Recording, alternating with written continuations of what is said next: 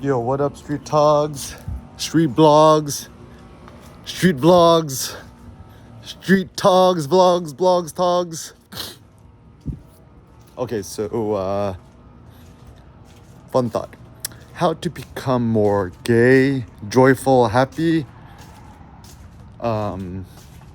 So Nietzsche has this funny book called The Joyful Wisdom.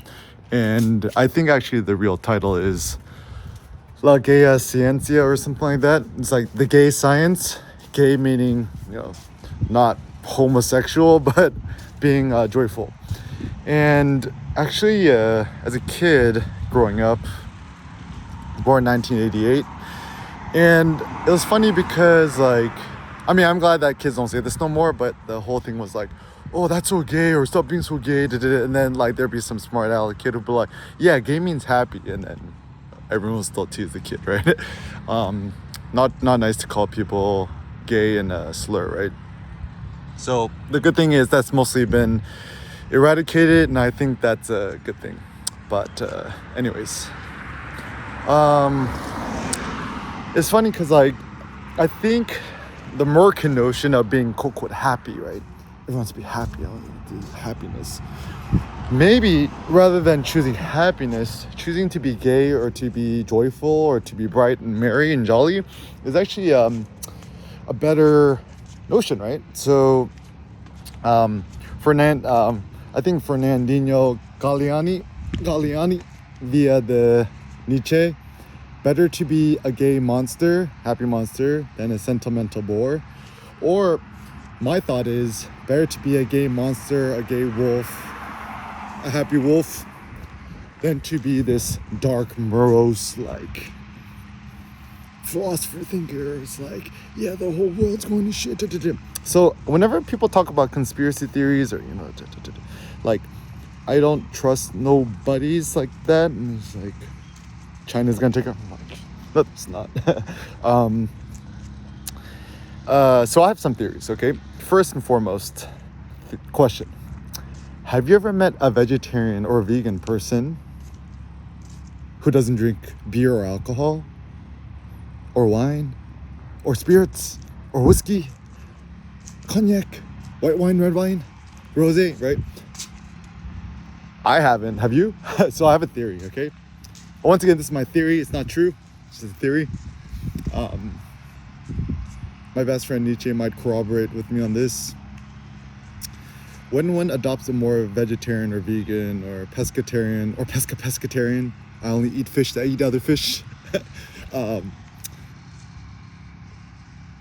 One tends to become physiologically depressed and weaker, and therefore needs to offshoot their depression or physiological weakness or depression with alcohol.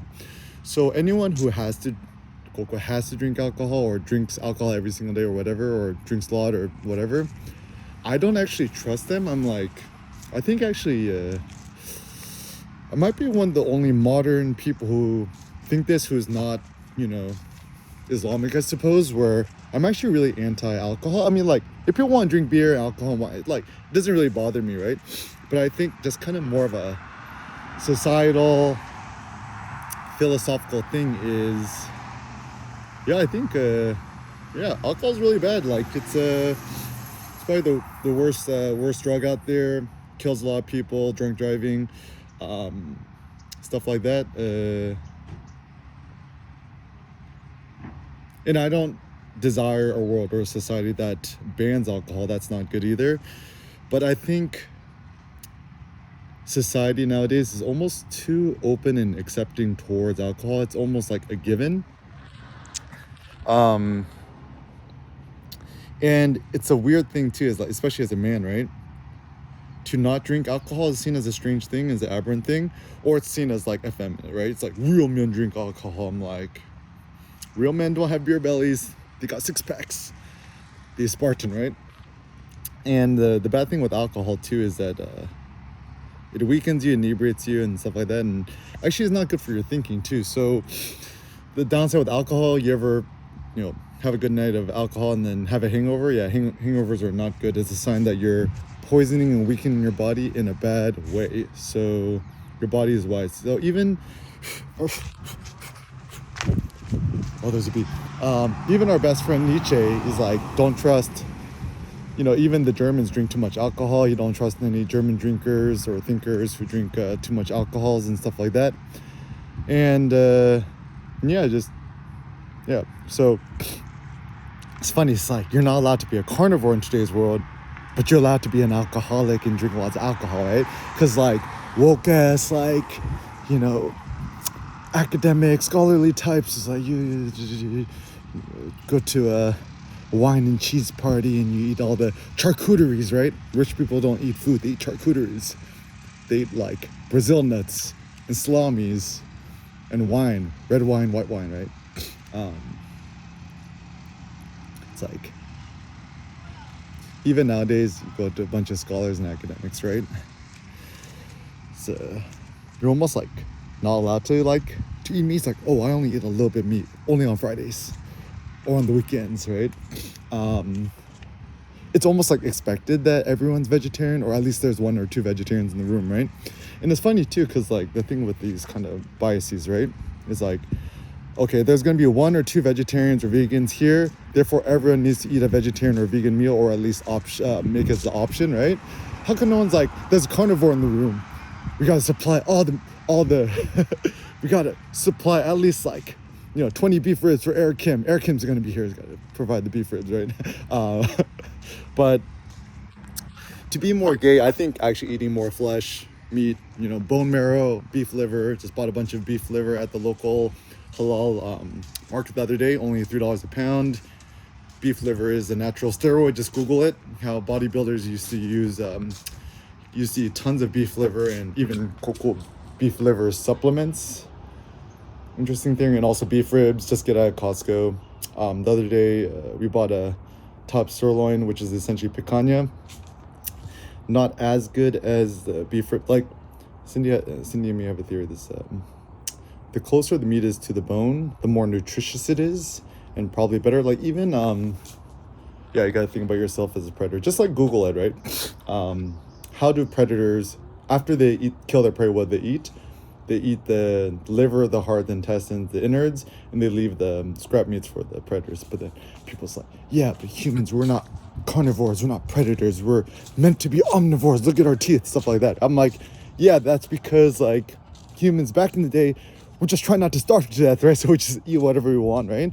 And then so everyone's trying to seek like an optimal diet. But how come no one's like, oh, can we adopt a more immoral diet, which is just like pretty much being a pure carnivore and just eating kimchi and kale on the side, right? And the funny thing too is like, yeah, you got to eat more vegetables, you only eat meat, da, da, da. I'm like, yeah, bro, I'm like, I eat 3 pounds of meat a day for dinner, but I also eat like 10 bushels of kale or eat a bunch of kimchi, right? So people tend to think funny. It's like, yeah, but that's too much meat. I'm like, bro, you're eating too many snacks. You're drinking too much Coca-Cola. Leave me alone, right? So yeah, I think society is funny because it's becoming more and more intolerant of meat eating and stuff like that. Yeah, weird. So I think honestly, to be more happy and joyful in life, yeah, eat more red meat, eat more beef liver, eat more bone marrow. Extremely this is essentially like steroids, natural steroids. Eat like a Greek god or a demigod. Can you imagine if you're Zeus? And it's like, yo, Zeus, have some quinoa. It's like you're giving me this canine food. What would a Greek god or demigod want to eat, right? Like the oxen, thigh bones, triple wrapped in fat. Read the Iliad and see how they feast, or the Odyssey. Even Odysseus's men in the Odyssey, they're stuck on the island. Was it with Calypso or I forget who? One of those mythical, nymphs or something. And they're like, okay, guys, we're on this island. Don't eat any of these magical oxen. They're like, okay. They're like, we're so hungry though. So they end up eating all the oxen, right? And then finally they're starving to death. And they're like, okay. We'll start fishing just to not starve to death. So actually back in the day, fish was actually a poverty food, right? Now it's like seen as the luxury because it's got omega 3s or omega 6s, omega 4s, one of the omegas, right? It's like it's gonna make you live longer.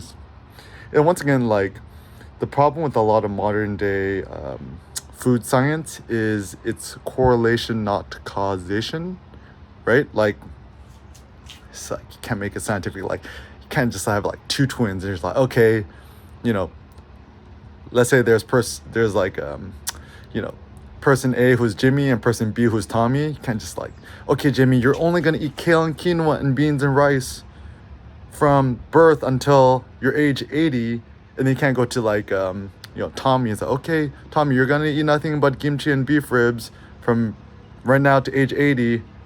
All right, let's do it. Like that ain't finna happen, right? I mean, some superficial things like just use yourself as a self experiment, and I think that's where the whole like the low-key quantified self notion is good, but I don't like the quantified self notion because you don't want to quantify yourself. But I do like the idea that you could be an experiment, an N of one, where you become the outlier and you experiment for yourself. And also to become more happy and engaged, just spend more time outdoors, more time in the natural sun. I mean, I find that sunlight, natural light, is the best mood booster. I mean, this is just for myself. The more time I spend indoors and in the shade or outside the natural light, actually the darker and more morose I become. And actually, so it's not only metaphorical but literal. If you want to become happier and brighter and more joyful and gay, maybe actually spending more time in the direct sun, in the light. Like if one wants to be happier, brighter, and happier and, you know, joyful, being in the light is good. If one wants to be dark, depressive, and moody, being in the dark is good, right? And I also have a theory too. Even my mom too, she loves natural light. I love a natural light too. I wonder if there's a genetic component between loving light or whatever. But also it's funny because since I love light so much, technically, photography is not possible without light. So being in the natural light is conducive to photography and also just your physiology. So we must also understand there's a deeper connection between physiology, art, creativity, overall happiness and wellness. Or another thought, right? I've never met a depressed person who walks 30,000 steps a day, right? Just as an experiment. If you're feeling dark and depressed or whatever, two things. One, go to the gym, hype lifting, right? Attempt to rack pull the heaviest weight you possibly can. Mixed grip, no belt, no straps, no nothing. Just use chalk, and or do the squat hold, right? And or on a Saturday or a weekend, assuming you have a real-time job,